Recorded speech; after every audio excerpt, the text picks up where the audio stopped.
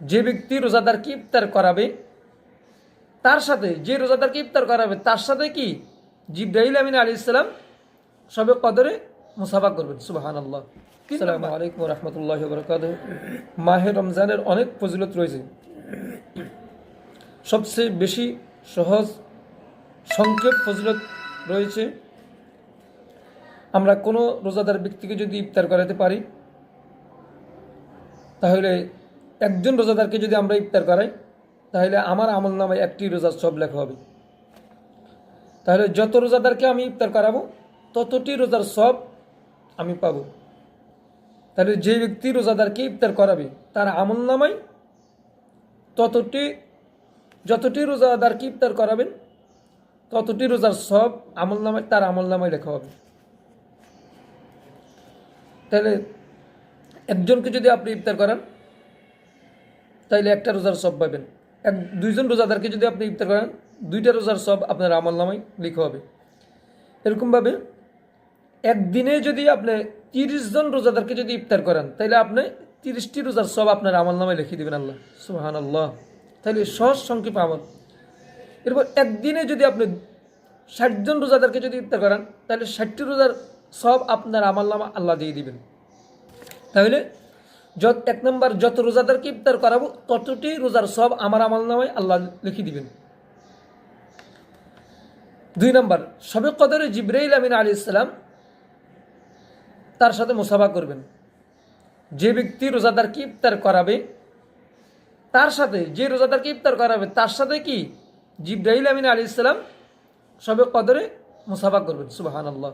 3 নম্বর, যে ব্যক্তি রোজাদারকে ইফতার করাবে তার আমল নামায় একটি কবুল হজ এবং একটি উমরার সব আমার আল্লাহ লিখে দিবেন। সুবহানাল্লাহ। 4 নম্বর, যে ব্যক্তি কোন রোজাদারকে ইফতার করাবে তখন ফেরেশতারা তার মাগফিরাতের জন্য দোয়া করতে থাকেন। সুবহানাল্লাহ। 5 নম্বর, যে ব্যক্তি কোন রোজাদারকে ইফতার করাবে ফেরেশতারা তার জন্য রহমতের জন্য দোয়া করতে থাকেন। সুবহানাল্লাহ। তাইলে কত ফজিলত! শুধুমাত্র একটি খেজুর দিয়ে যদি ইফতার করাতে পারি এই সবটা আমরা পাবো। শুধুমাত্র একটা খেজুর দিয়ে যদি ইফতার করাতে পারি কাউকে তাহলে এই সবগুলো আমরা সবাই পাবো। যারা ইফতার করাবে কোনো রোজাদারকে এই সবগুলো পাওয়া যাবে। এবার আপনার সহজ সংক্ষেপ কীভাবে এখন রোজাদারকে ইফতার করাবেন? আপনার প্রতিদিন ইফতার করতেছেন, আপনার আশপাশের কোনো গরিব ভাই অথবা কেউ, কোনো মুসাফির অথবা অন্য কেউ আছে কি না ইফতার কিনতে পারতেছে না, তাকে আমি সঙ্গে নিয়ে আসি, আমার সাথে ইফতার করাই, আমি সবটা পাই গেলাম, একটা রোজা আমি পেয়ে গেলাম। আবার ওই ব্যক্তি যে ব্যক্তি ইফতার করবে তার কোনো সব কমতি করা হবে না। যে ব্যক্তি ইফতার খাবে তার কোনো সব কমতি করা হবে না। আল্লাহ পাক রব্বুল আলামিন স্পেশালভাবেই এটা অতিরিক্ত যে ব্যক্তি ইফতার করাবে তার আমল নামায় আমার আল্লাহ দিয়ে দিবেন। সুবহানাল্লাহ। কারণ আমার আল্লাহ তো বখিল নয়। আমার আল্লাহ তো কি নয়, বখিল নয়, কি পণ্য।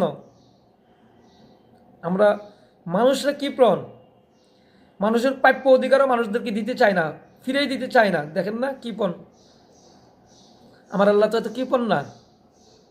বিভিন্ন প্রতিষ্ঠানে, শিক্ষা প্রতিষ্ঠানে গরিব এতিম অসহায় ছাত্রছাত্রী যেখানে আছে পড়ালেখা করে, অবশ্যই মাদ্রাসাগুলোর মধ্যে তারা রোজা রাখে, অনেক গরিব এতিম অসহায় তারা কি করে পড়ালেখা করায়, ওদেরকে আমরা ইফতার করাই।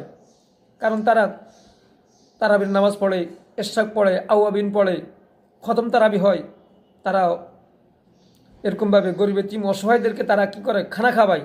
তাহলে আমরা ওই সমস্ত খোঁজখবর নিয়ে ওই সমস্ত প্রতিষ্ঠানগুলোর মধ্যে আমরা প্রয়োজনে খেজুর দিয়ে আসি, বুট দিয়ে আসি, এরকমভাবে কিছু ইফতার কিনে দিয়ে আসি।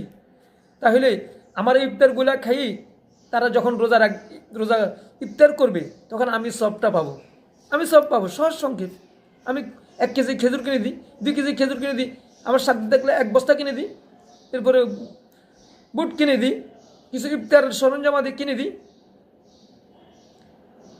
তাহলে আমি আমার ওই জিনিসপত্র দিয়ে, আমার খাবারগুলো দিয়ে যখন তারা ইফতার করবে তখন আমার আমল নামায় নেকি লেখা হবে, একটা রোজার সব লেখা হবে। সুবহানাল্লাহ। ওই জন্য আমরা খোঁজখবর নিই, বিভিন্ন মসজিদে আমরা ইফতার করাই। বিভিন্ন মসজিদে মসজিদে, মাদ্রাসায় মাদ্রাসায়, এরকমভাবে দোকানে এক দোকানদার আরেক দোকানদার বাইকে ডাকি নেই, একজনে আরেকজনকে খাওয়াই, সব পাবো, একটা রোজার সব পাবো। তাই না? এক দোকানদার আরেক দোকানদার বাইকে ডাক দিলাম, উনারগুলা আপনার সাথে একসাথে হইলেন, আপনি ওরগুলা নিয়ে একসাথে হইলেন, তাহলে উভয় উভয়রে খাবাইলেন, উভয় উভয়ের সব পাইলেন, দুইটা রোজা সব পাই গেলেন। সুবাহান আল্লাহ। আপনি এটা খাবাইলেন, হেডটা আপনি খাইলেন, তাহলে সব পাই গেলেন, দুইটা রোজা সব পাই গেলেন। একটা রোজা রাখি দুইটা রোজা সব পাই গেলেন। তাহলে রমজান মাসে আবাদত বন্দী করার এত সহজ পদ্ধতি, এত সহজ পন্থা, আল্লাহু আকবার, এত সহজ।